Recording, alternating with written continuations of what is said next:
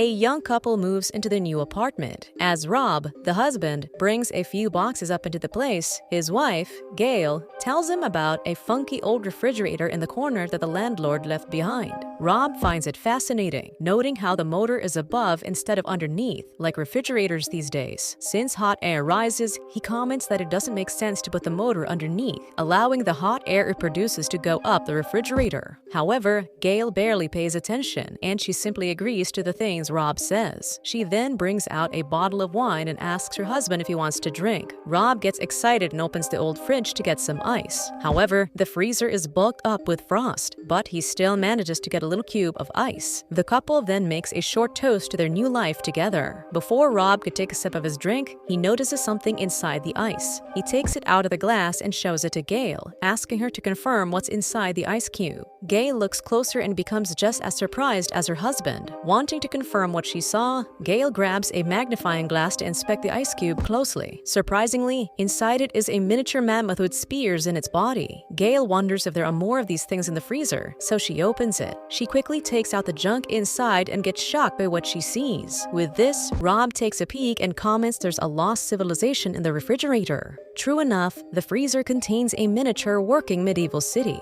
Everything inside moves so fast, with the little people going through their day normally, unaffected by the two giants hovering near their city. In disbelief, Gail claims that what's happening doesn't make sense, and Rob agrees. She then clarifies that they're seeing an early medieval city, when woolly mammoths died out sometime in the late Neolithic period. Rob shrugs it off and simply agrees with his wife to hide his ignorance. Later on, Rob buries the frozen mammoth in a pot of dirt. Rob seems sad about it, so Gail lightens up the mood and says it'll probably make for a good fertilizer. Curiosity takes over, and the two check the freezer again. To their surprise, everything has changed drastically. What used to be a medieval city is now a modernized place during the Industrial Revolution. Factories and railroads are built, covering the freezer's sky with smoke. The couple notes that they've only been gone for 10 minutes, but decades have already gone by for the miniature people. With this, Gail theorizes that time moves differently inside the freezer. As they witness the Industrial Revolution at great speed, Rob is disappointed that they missed the Renaissance period.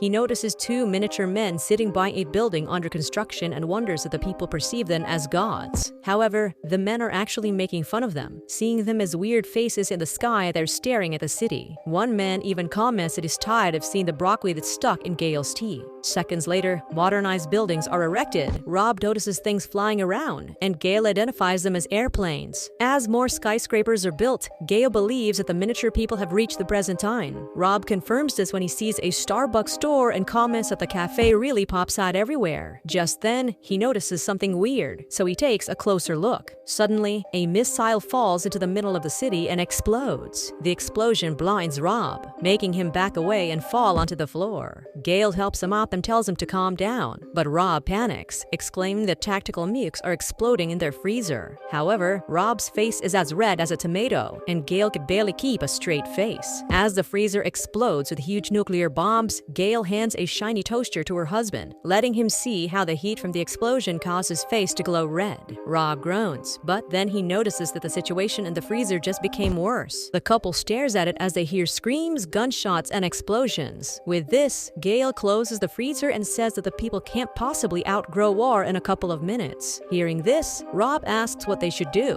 and Gail responds they should order pizza. Later that night, the couple has pizza for dinner while they wait for the situation to die down. An hour has passed, and Rob recommends so they should check out the freezer. He hopes that the miniature people had a chance to rebuild their city, but Gail gently tells them that they need to embrace the possibility that they didn't make it. Still, Rob goes to the freezer and opens it anyway. To their surprise, the freezer glows with luminous cities and flying cars. Gail claims that it looks like the Emerald City, but with less emerald and more futuristic devices. The sight of this makes Rob ecstatic, marveling at how beautiful everything is. Suddenly, a building emerges right in front of them, and Rob jokes that it looks like an adult toy. Just then, everything escalates, and a massive pyramid appears in the middle of the futuristic city. It glows brightly and consumes power from the bridges attached to it. Eventually, it turns into a diamond-shaped fortress and consumes the whole city until it bursts into a ball of energy. The majestic energy explodes like a star, and streaks of light begin to zoom around Rob and Gail's kitchen, filling their apartment with light. The wondrous light fascinates them both.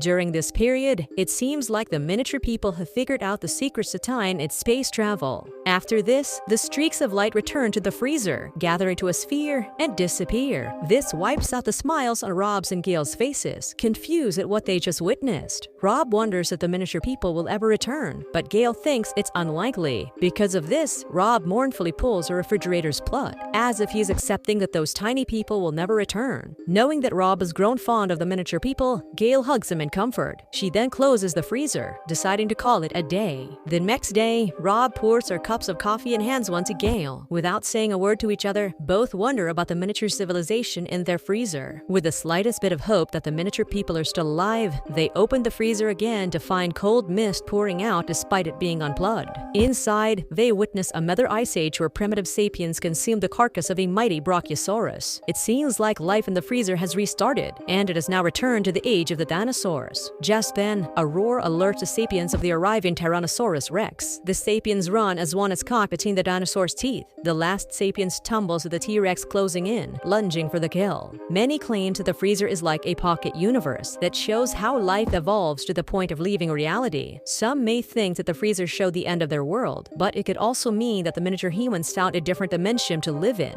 It's uncertain how many times this process of life occurred in the old freezer, or if it always plays out the same way. The previous owners may have seen life bloom and die repeatedly, eventually getting bored of it, thus leaving the extraordinary freezer behind. Although the show never revealed who created life inside the freezer, an episode titled God's Serengeti by Oat Studios might just suggest who did. A herd of elephants travels across a field, but their field is on a table in the middle of a mysterious man's study. The old man doesn't pay attention to this, as he's busy reading a book. His butler, Jeffrey, asks how the book is, and the man comments that it's too technical, adding that he prefers chaos. Still, he elects a recipe for a black hole from the book. He turns his attention to the little beings in his pocket world and blasts at a miniature man who's rubbing two sticks together. Suddenly, the Homo sapien discovers how to make fire, and the old man is enraged. He complains that he didn't say those people could do such a thing because he's supposed to give fire. Jeffrey knows that the current time period is over 200,000 years before they're supposed to give them fire. Because of this, the old man orders Jeffrey to put the fire out, so the butler blows onto the table, creating the wind that snuffs out the flames. Still, the old man is pissed, so he tells Jeffrey to put them back into their caves. The butler obeys, so he triggers the elephants to stampede towards the humans, forcing them to hide. After it's done, the old man is still annoyed at what just happened, so he plans to shrink the brains of the tiny beings to prevent them from making their own choices. Not long after, the Homo sapiens exit the cave again to perform a rain dance. Jeffrey reminds him that they haven't turned off the drought, so the old man orders him to spray some water on the parched little things. Jeffrey happily obliges and sprays water over the table, causing it to rain on the field. He comments that their god is merciful as the Homo sapiens rejoice. The old man giggles at the sight of their excitement, so he orders his trusty butler to spray more water. As Jeffrey does so, new plants begin to sprout from the little field. Finally, he's had enough of this fun, and the old man tells Jeffrey to release the plague.